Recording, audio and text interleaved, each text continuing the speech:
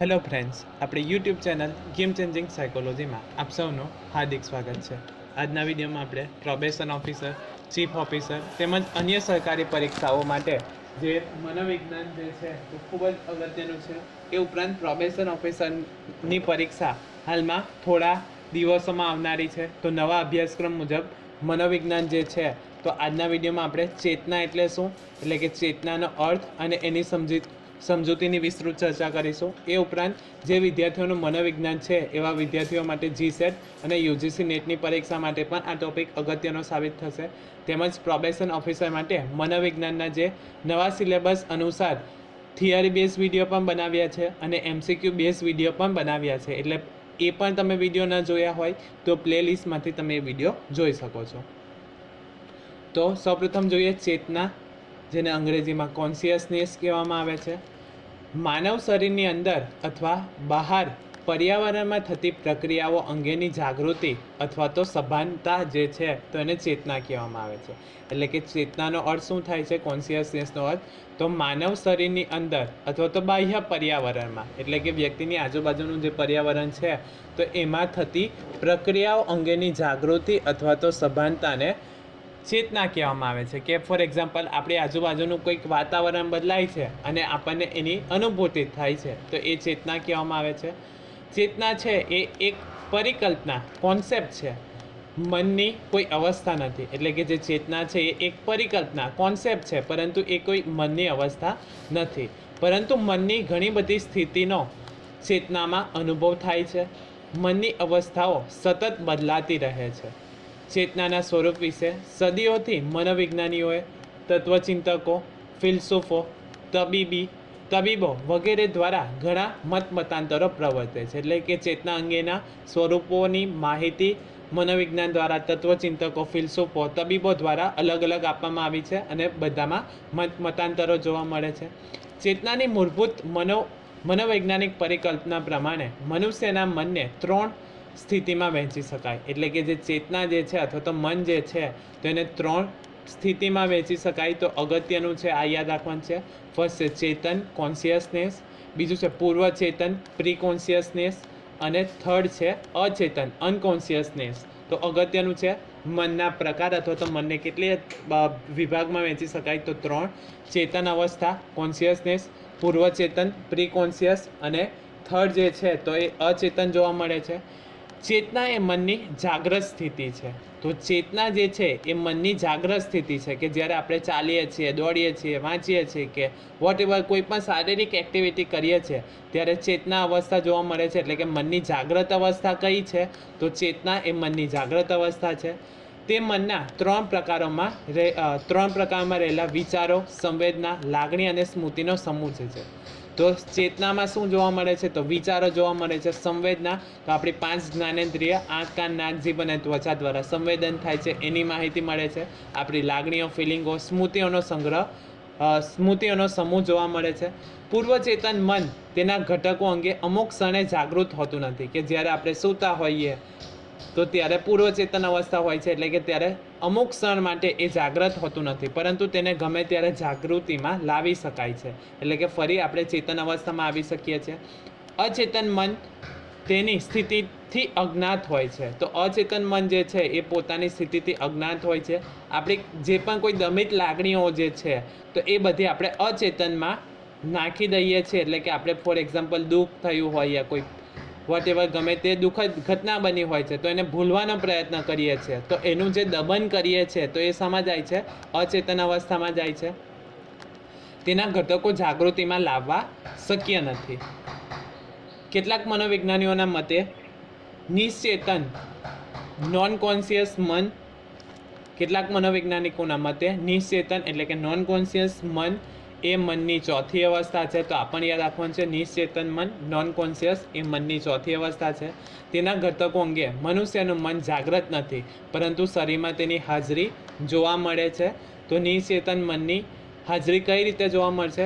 For example લોહીની નસોમાં લોહીનું વહેવું અથવા તો પ્રકાશ પડતા આંખના પડદા ઉપર રાસાયણિક પ્રક્રિયા થવી. કે જ્યારે પ્રકાશ સડનલી આંખ ઉપર પડે છે અને આપણે આંખ બંધ કરી દઈએ છીએ તો એ જે અવસ્થા અથવા તો એ જે પરિસ્થિતિ સર્જાય છે તો કઈ રીતે થાય છે તો નિશ્ચેતન મન દ્વારા, એટલે કે અનકોન્શિયસ નોન કોન્શિયસ મન દ્વારા થાય છે. મનની આ ચારેય સ્થિતિમાંથી ચેતન મન સૌથી વધુ સ્વીકૃત થયેલી પરિકલ્પના છે. એટલે કે અલગ અલગ મનોવૈજ્ઞાનિકો દ્વારા જે પરિકલ્પનાને સ્વીકૃત કરવામાં આવી છે એ ચેતન અવસ્થા, જેને આપણે જાગ્રત અવસ્થા કહીએ છીએ, તો એને વધારે સ્વીકૃત કરવામાં આવી છે. જ્યારે અચેતન મનની સ્થિતિ હોવા અંગે સૌથી વધુ ગૂંચવણો જોવા મળે છે. તે અજાગ્રત અવસ્થા જે છે તો એ અંગે ઘણા બધા મતાંતરો જોવા મળે છે. હવે જોઈએ ચેતનાનું સ્વરૂપ. તો મનની ચેતન અવસ્થા દરમિયાન સ્થિતિનો સામૂહિક અનુભવ તે ચેતના છે. પોતાની ક્રિયાઓ પ્રત્યે અને પોતાની આસપાસ રહેલા વિશ્વ પ્રત્યે જાગૃતિ એ ચેતનાનો ચાવીરૂપ ઘટક છે. કે આપણી આજુબાજુ જે પણ કોઈ માહિતી મળે છે, પર્યાવરણમાં રહેલી કોઈ પણ માહિતી આપણને મળે છે તો એ ચેતના દ્વારા મળે છે. આ જાગૃતિમાં આપણા જે તે ક્ષણના વિચારો, લાગણી, સંવેદના, જે મેં તમને કહ્યું એમ આંખ, કાન, નાક, જીભ અને ત્વચા દ્વારા જે માહિતી મળે છે તો એ સંવેદના, સ્મૃતિ વગેરેનો સમાવેશ થાય છે. તો આપણને યાદ રાખવાનું છે ચેતન અવસ્થામાં કોની માહિતી આપણને મળે છે, તો વિચારો, લાગણી, સંવેદના, સ્મૃતિ વગેરેનો સમાવેશ થાય છે. જાગૃતિના આ અનુભવ દરમિયાન મનની ચેતન અવસ્થા સતત બદલાતી રહે છે. કે જ્યારે જાગૃતિ અથવા તો જાગ્રત અવસ્થા દરમિયાન જે મનની ચેતન અવસ્થા છે એ સતત બદલાતી જોવા મળે છે. સામાન્ય ચેતન અવસ્થા સિવાય મનોવિજ્ઞાનીઓએ ચેતનાની બદલાયેલી અન્ય બે અવસ્થાઓ પણ વર્ણવી છે. તો આ પણ અગત્યનું છે. ચેતનાની બદલાયેલી અન્ય અવસ્થાઓ કઈ કઈ છે? તો એક છે સ્વપ્ન અને બીજી છે નિંદ્રા. તો આ યાદ રાખવાનું છે. મનોવિજ્ઞાનીઓ દ્વારા ચેતનાની બદલાયેલી અન્ય બે અવસ્થાઓ કઈ કઈ છે? તો એક છે સ્વપ્ન અને બીજી છે નિંદ્રા. સ્વપ્નની અવસ્થા બે ઘટકો ધરાવે છે. ફર્સ્ટ છે નિંદ્રા સ્વપ્ન અને બીજું છે દિવા સ્વપ્ન. આમ ચેતના દરમિયાન મનની ત્રણ અવસ્થા શક્ય છે: સામાન્ય ચેતન, સ્વપ્ન અને નિંદ્રા. જે દિવા સ્વપ્ન છે એટલે શું? ખુલ્લી આંખે સ્વપ્ન જોવા, તો એને દિવા સ્વપ્ન કહેવામાં આવે છે. ચેતનાની આ સામાન્ય માનસિક અવસ્થાઓ સિવાય પણ અન્ય પ્રયત્નો દ્વારા ચેતનાની અવસ્થાઓમાં ફેરફાર લાવી શકાય છે. તો ચેતનામાં કઈ રીતે ફેરફાર લાવી શકાય? તો એક તો ધ્યાન દ્વારા, સંમોહન દ્વારા, હિપ્નોટિઝમ દ્વારા, નશા દ્વારા વગેરે આ રીતે ફેરફારો પામતી અવસ્થાના ઉદાહરણ છે. કે ચેતનામાં ફેરફાર એક તો ધ્યાન દ્વારા તમે લાવી શકો છો, હિપ્નોટિઝમ કરીને, સંમોહન દ્વારા, નશો કોઈ પણ દ્રવ્ય પદાર્થો જે છે તો એનો ઉપયોગ કરીને ચેતનામાં ફેરફારો લાવી શકાય છે. આ અવસ્થા વચ્ચેનો ભેદ એટલે જે તે સમયના અનુભવની ગુણવત્તાનો ભેદ. ચેતનાની સામાન્ય અવસ્થાઓ કરતાં બદલાયેલી અવસ્થા દરમિયાન જાગૃતિ, પ્રતિભાવ, લાગણી અને સંવેદનાના પ્રમાણમાં નોંધપાત્ર વધઘટ જોવા મળે છે. આ અવસ્થાઓ દરમિયાન ક્યારેક વ્યક્તિની પોતાની જાત અને અન્ય પ્રત્યેની જાગૃતિ ખૂબ જ વધી જાય છે. આધ્યાત્મિક વ્યક્તિઓ અને તત્વચિંતકો આ અવસ્થાએ તે ચેતનાનું સાચું સ્વરૂપ હોવાનું જણાવે છે. કે આધ્યાત્મિક જ્યારે તમે ધ્યાન ધરો છો તો એ તમારું ચેતનાનું સાચું સ્વરૂપ કહેવામાં આવે છે. આધ્યાત્મિક વ્યક્તિઓ અને તત્વચિંતકો આને ચેતનાનું સાચું સ્વરૂપ ગણાવે છે. કેટલાક ચેતનાના આ રીતે બદલાયેલા તીવ્ર સ્વરૂપને ભ્રમ અને વિભ્રમ ઉત્પન્ન કરનારી મનની ભ્રામક અવસ્થા તરીકે વર્ણવે છે. કે કેટલાક ચેતનાના આ બદલાયેલી અવસ્થાને શું કહે છે? તો ભ્રમ અને વિભ્રમ ઉત્પન્ન કરનારી મનની ભ્રામક અવસ્થા તરીકે વર્ણવે છે. તો ભ્રમ એટલે શું? તો એ પણ જાણવું જરૂરી છે. તો ઉદ્દીપક જે તે ઉદ્દીપક હોય, જે તે વસ્તુ જે છે તો એ વસ્તુનું યોગ્ય અથવા તો યથોચિત સ્વરૂપમાં આપણે જે જોઈએ છીએ તો એને શું કહેવામાં આવે છે? ભ્રમ એટલે શું? તો ભ્રમ એટલે કોઈ પણ ઉદ્દીપક જે છે તો એ ઉદ્દીપકનું ખોટું પ્રત્યક્ષીકરણ આપણે કરીએ તો એને ભ્રમ કહેવામાં આવે છે.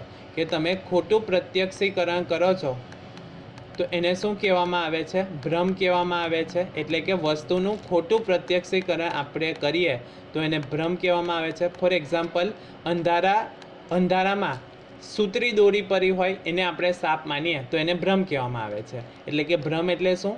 તો જે તે વસ્તુનું ખોટું પ્રત્યક્ષીકરણ કરવું તો એને ભ્રમ કહેવામાં આવે છે. જ્યારે વિભ્રમ એટલે શું? કે ઉદ્દીપક કે વસ્તુ હાજર નથી છતાં એ વસ્તુનો અનુભવ થાય છે તો એને વિભ્રમ કહેવામાં આવે છે. તો એ જ એક્ઝામ્પલ લઈએ કે સૂતરી દોરી પણ નથી પડી અને સાપ પણ નથી, છતાં આપણને સૂતરી દોરી અથવા તો સાપ દેખાય છે તો એને વિભ્રમ કહેવામાં આવે છે. બીજું એક્ઝામ્પલ એવું હોય, ભૂત ચૂડેલ કે કોઈક વ્યક્તિ ભગવાન દેખાવા યા કોઈ વ્યક્તિને ભગવાન દેખાવા યા કોઈક મૃત પામેલી વ્યક્તિ દેખાવી, તો એ બધા વિભ્રમના એક્ઝામ્પલ છે. એટલે કે વસ્તુ કે પદાર્થ હાજર નથી છતાં આપણને એનો અનુભવ થાય છે, તો એને વિભ્રમ કહેવામાં આવે છે. જ્યારે ભ્રમ એટલે શું? તો કોઈક વસ્તુ કે પદાર્થનું ખોટું પ્રત્યક્ષીકરણ કરીએ છીએ તો એને ભ્રમ કહેવામાં આવે છે. ક્યારેક તે મનની પલાયન વૃત્તિનો ભોગ બની જાય છે. આ પ્રકારે વાસ્તવિકતાથી દૂર ભાગવા કેટલાક લોકો દારૂ, ચરસ, ગાંજો, ભાંગ, બ્રાઉન સુગર, અફીણ જેવા કેફી દ્રવ્યનો ઉપયોગ કરે છે. એટલે કે જે આપણે ચેતનામાંથી બહાર નીકળવા અથવા તો જે પણ કોઈ દુઃખદ ઘટના જે છે તો એ વાસ્તવિકતાથી દૂર ભાગવા માટે લોકો શું કરે છે? દારૂ, ચરસ, ગાંજો, ભાંગ, બ્રાઉન સુગર કે અફીણ જેવા કેફી દ્રવ્યનો ઉપયોગ કરે છે. એના કારણે ચેતનામાંથી જે વાસ્તવિક પરિસ્થિતિ છે તો એમાંથી દૂર નીકળવા માટે પ્રયત્ન કરે છે. હવે દારૂ, ચરસ, ગાંજો અથવા તો બ્રાઉન સુગર લેવાથી શું થાય છે? ભ્રમ અને વિભ્રમના લોકો શિકાર બને છે. તબીબી વિદ્યા પ્રમાણે ચેતનાનું સ્વરૂપ કંઈક જુદું જ છે. એટલે કે ચેતના મનની સભાન અવસ્થા છે. વ્યક્તિ તેમાં જીવે છે. વ્યક્તિ આ સભાનતા ગુમાવે છે ત્યારે તેને બેભાન અવસ્થા અથવા તો અચેતન ગણવામાં આવે છે.